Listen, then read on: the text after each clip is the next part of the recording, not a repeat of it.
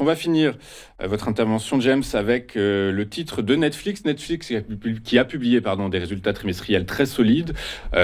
Probablement qu'on va assister à une prise de bénéfices épidermique au cours des prochaines séances. Ceci étant, ça n'a pas l'air de remettre en cause fondamentalement la tendance de fond. Alors, exactement. Je ne sais pas si on voit le graphique, mais avant de mettre le graphique, je vais vous parler d'abord un petit peu de Netflix. Donc, bien sûr, il y a une explosion de l'offre avec la publicité. Vous avez à peu près 49%, on va dire 50% des abonnés américains qui choisissent désormais l'offre standard avec publicité, d'accord? Ce que nous, on n'aime pas du tout, d'accord? Ils ont bien sûr des profits records. Vous pouvez constater au niveau des résultats, d'hier soir. Au niveau de l'actualité du catalogue, il y a des nouveautés qui s'enchaînent avec la saison 3 de Squid Game.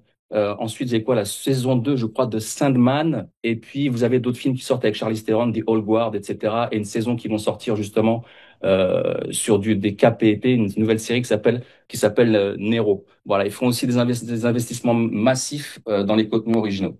Voilà. Claire. Ok. Et Maintenant, donc, sur le du plan coup... graphique, voilà, je passe au plan graphique. Sur le plan graphique, donc, je vous ai mis ici en 2 heures, on viendra après dessus. On a une épaule, tête, épaule. Bah, je vais vous la mettre tout de suite, vu que comme ça va être plus clair. En plus de l'épaule tête-épaule, on a un biseau ascendant qui ferait descendre le marché beaucoup plus bas. Mais sur l'épaule tête-épaule, on va le faire ensemble.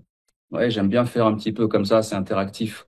On le fait ensemble, oui, Antoine, hein, en live. Ici, hop, on pourra aller chercher, voilà, vous voyez, ça correspond à un niveau de Fibonacci qu'on va très souvent chercher, qui sont les 27,2, d'accord? 23,6, 27,2. Donc, le cours pourrait redescendre ici autour des 1200 pour aller chercher au plus bas ici un niveau symbolique, les 1000 balles, d'accord? 1000 dollars, excusez-moi, ici. Voilà. Donc, on est descendu, on est arrivé ici, on a tapé, on redescend. Ça peut ranger comme ça et ensuite redescendre directement sur les niveaux que je vous ai signalés. On a toujours une divergence en daily. Regardez la belle divergence. Comment ça monte? Ça monte comme une balle, d'accord? Et après, le RSI dit attention, alerte, on peut descendre.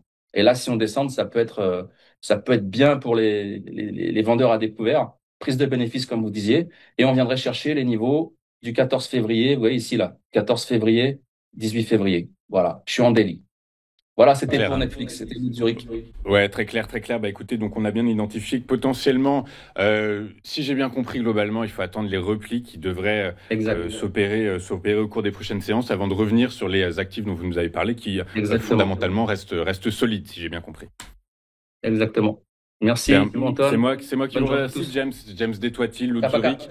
Et bah écoutez, à très bientôt. À très bientôt. Nous, de notre côté, on marque une courte page de publicité. Comme vous en avez l'habitude tous les vendredis matins, on va retrouver Eric Galliec et son poids stratégique qui va nous expliquer quelles sont les actualités qui ont fait bouger les marchés financiers ce matin et s'il est intéressant d'y rester investi. À tout de suite sur TFI.